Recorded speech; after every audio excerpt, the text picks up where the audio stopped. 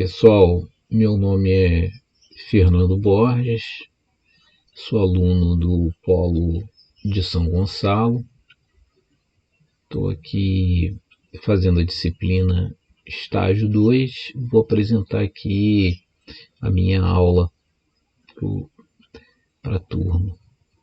Bem, eu estou me baseando aqui numa história muito antiga, uma história de 22 séculos atrás, praticamente, né? É a história de um sábio, Eratóstenes, um sábio da matemática que ele foi o diretor da Biblioteca de Alexandria, né, uma das bibliotecas mais importantes da antiguidade. Foi amigo, né, e conhecido de vários outros ilustres matemáticos da antiguidade. E Eratóstenes, ele teve uma sacada genial, né? Ele foi a primeira pessoa que conseguiu, né, definir o tamanho da Terra, né? E definir o tamanho da Terra, calcular esse tamanho usando conceitos matemáticos simples.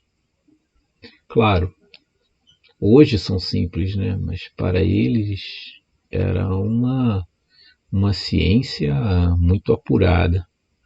E nós vamos aqui só, né, mostrar para vocês aqui, a gente que é professor de matemática, né, mostrar para vocês, como é que a gente pode aplicar os nossos conhecimentos de matemática para resolver problemas muito complexos, né, a partir de conhecimentos geométricos corriqueiros, né, e simples. Então, vamos lá. O que eu quero compartilhar aqui com vocês?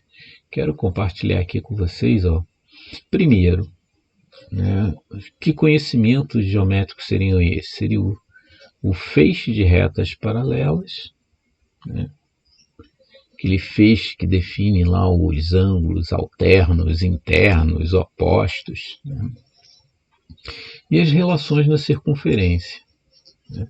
Como é que Eratóstenes usou isso para calcular o tamanho da Terra?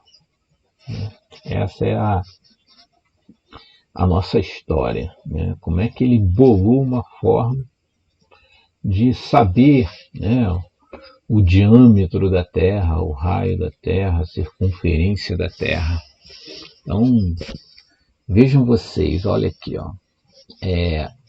já se sabia na antiguidade que se desconfiava e se sabia que a Terra não era plana, né?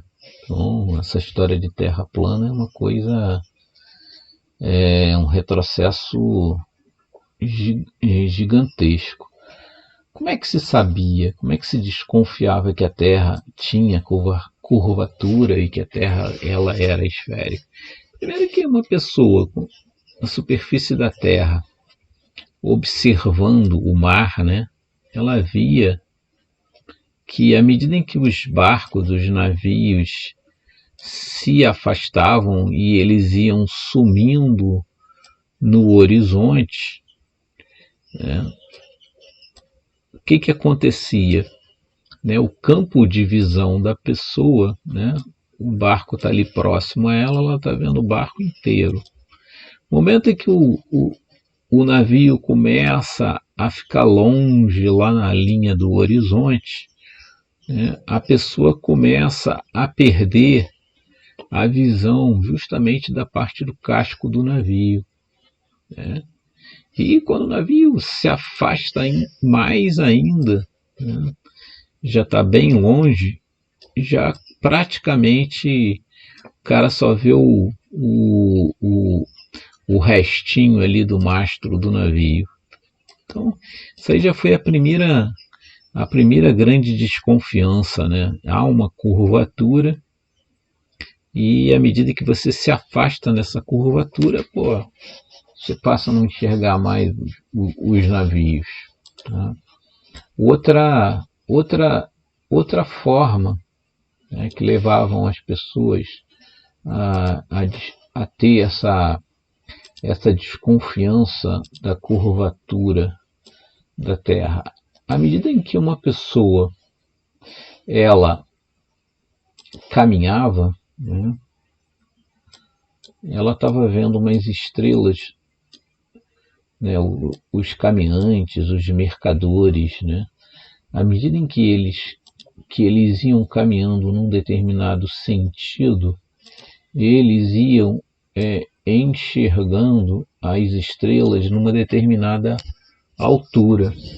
E, né, à medida em que eles se distanciavam bem do seu ponto de origem, a altura dessas estrelas, né, o ângulo que elas formavam com essas pessoas, elas iam aumentando muito, né, a ponto da estrela ficar até em cima da pessoa.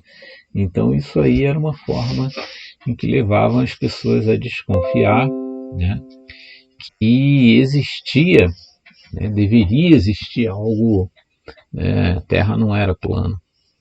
Também pelos eclipses, né, os eclipses da Lua, quando a Terra ficava entre o Sol e a Lua, você via projetado lá na Lua a redondeza da Terra, né, e por aí vai.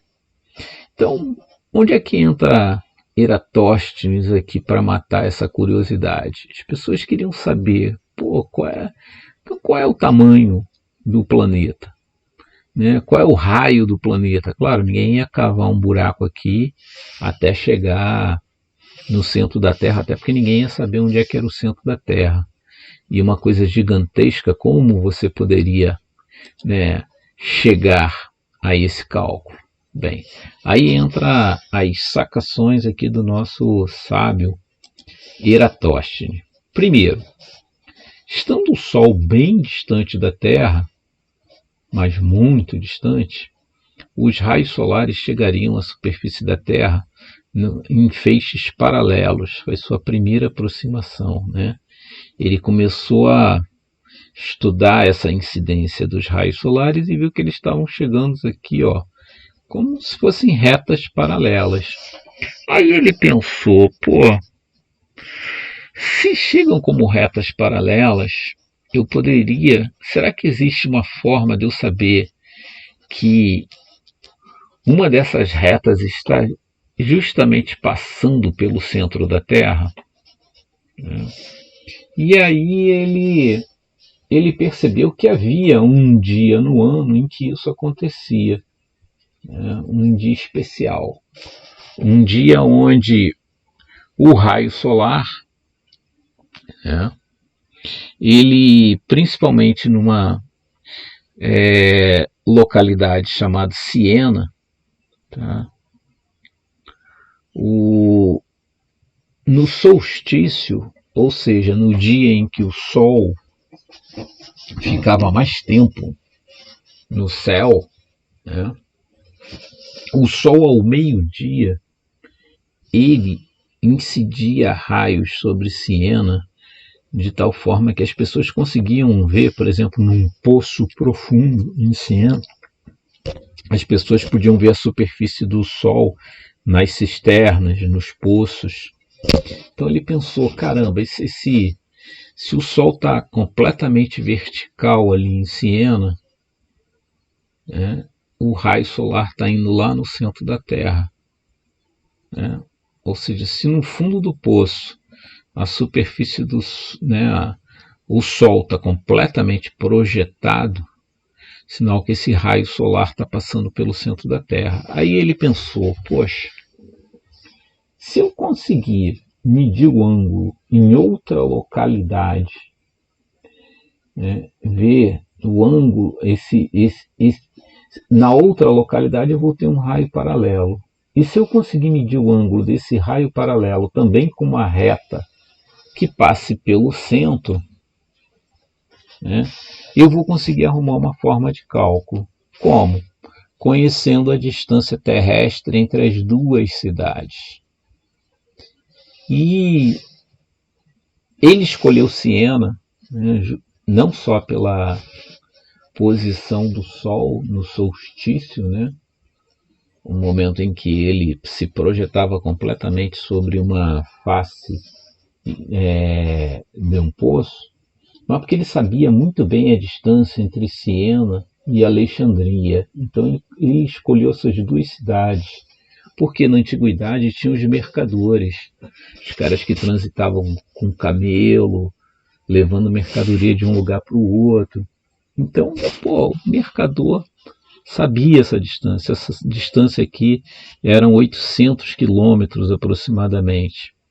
Então, o que ele fez? Ele colocou, claro, ele teve muita paciência, né? Exatamente no dia do solstício, ele colocou um bastão aqui na vertical em Alexandria e mediu a sombra do bastão. Ele colocou um bastão na vertical, garantindo que esse bastão, né, estivesse também orientado para o centro da Terra, mediu o ângulo e fez de paralelas, né? Então você tem aqui a medida desse ângulo, você tem alternos internos, e ele conseguiu, né, pela sombra chegar ao ângulo e nesse ângulo ele media aqui o ângulo de dois raios, né, no interior da Terra, e ele conseguiu, né, encontrar, vou saltar aqui, uma medida de 7,2 graus. Né? E por uma simples regra de 3, olha só que legal, se 7,2 graus correspondiam à distância exata entre Siena e Alexandria, né, era também um conhecimento já da antiguidade que uma circunferência, o comprimento de uma circunferência tinha uma razão constante entre esse comprimento e o seu raio, que era um número chamado 2π. Né? Então, 2πr, que seria o comprimento da circunferência, equivalem a 360 graus, proporcionalmente 7,2 graus equivalem a 800 quilômetros, que é a distância entre Siena e Alexandria. Numa simples regra de 3, né, ele descobriu que o comprimento da circunferência da Terra, no sentido longitudinal, porque, por isso que eu pulei esse mapa aqui, tá vendo? Aqui é Siena e aqui é Alexandria, elas ficavam no sentido sul-norte, exatamente numa mesma longitude. Naquela época o pessoal já tinha um mapinha para os mercadores, os caras que caminhavam já tinham esses mapas, claro, eles tinham que saber quanto tempo eles iam levar num trajeto. Então, por aqui ele mediu, ou seja, aquela distância entre Siena e Alexandria era 1/50 do comprimento da circunferência da Terra no sentido sul-norte, numa longitude. Isso, fazendo a conta, ele achou 40.000 quilômetros. Tá? Depois foi só dividir por 2π, 40.000 por 2π, e ele chegou a um cálculo de 6.370 quilômetros. Ele errou aqui por menos de 20 quilômetros. Impressionante, não? O valor atual, no sentido longitudinal, né, o raio da Terra tem 6.356 quilômetros. Então, olha só, usou as relações entre raio e comprimento da circunferência, e usou o conceito de feixe de paralelas, os ângulos alternos internos, né, e opostos também. E conseguiu, há 22 séculos atrás, chegar num valor que é menos de 20 quilômetros, né, do que os valores que a gente tem hoje, né, calculados por nós. Impressionante, né? Muito legal essa história. Então, gente, obrigado aí pela atenção de vocês E existem muitas outras histórias como essas aí que tornam a nossa matemática intrigante, emocionante e interessante. Um abraço a vocês, obrigado aí pela atenção de todos.